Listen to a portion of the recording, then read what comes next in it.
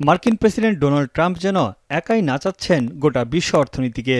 ৭০টির বেশি দেশের উপর সম্পূরক শুল্ক ধার্য করে অস্থির করে তোলেন বিশ্ববাজার। শুল্ক কার্যকরের ২৪ ঘণ্টা না যেতেই স্থগিতাদেশ দেন তিনি।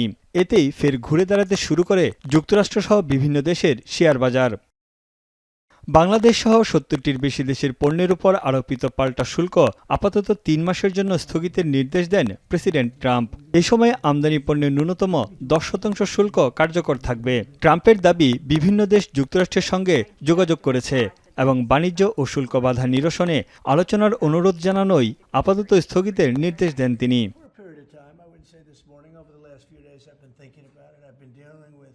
বান্ডেল থাকলে প্রতি সেনমানিতে টাকা বাঁচবে। বিকাশ সেনমানি বান্ডেল কিনে জিতুন প্রতি লেনদেনে। তবে এখনও বরফ গলেনি যুক্তরাষ্ট্র ও চীনের সম্পর্কে। সবার জন্য শুল্ক স্থগিত করলেও চীনের উপর কয়েক দফায় বাড়িয়ে ১২৫% নিয়ে গেছেন ট্রাম্প। জবাবে চীনও ২ দফায় মার্কিন পণ্যে ৮৪% শুল্ক ধার্য করেছে। বিশ্বের সবচেয়ে বড় অর্থনীতির দুই দেশের পাল্টাপাল্টি পদক্ষেপ রূপ নিয়েছে বাণিজ্য যুদ্ধে। ট্রাম্পের স্থগিতাদেশের পর তাৎক্ষণিকভাবে ঊর্ধ্বমুখী মার্কিন শেয়ার বাজার। স্বস্তি ফিরে পেয়েছেন বিনিয়োগকারীরা।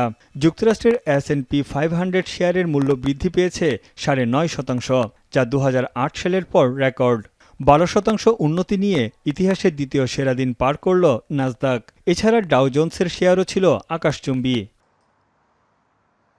এদিকে এশিয়া প্যাসিফিক অঞ্চলের শেয়ার বাজারেও গতি ফিরেছে। জাপানের শেয়ার দর বেড়েছে ৮%-এর বেশি।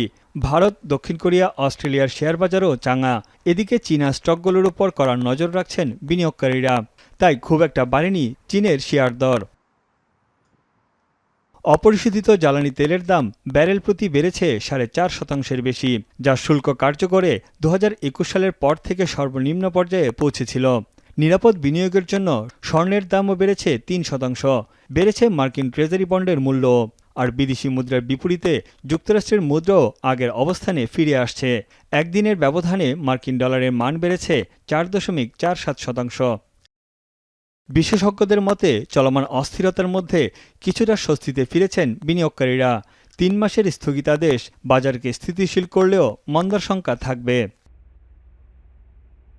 এদিকে বৈশ্বিক মন্দা নিয়ে জেপি মর্গানের পূর্বাভাস ৬০% থেকে কমিয়ে ৪০%-এ আনা হয়েছে। তবে চীন যুক্তরাষ্ট্রের বাণিজ্য যুদ্ধের প্রভাবে চলতি বছরেই বিশ্ব অর্থনীতি মন্দার মুখে পড়বে বলে ধারণা সংস্থাটির। তানভীর জানি, এখন বিশ্ব।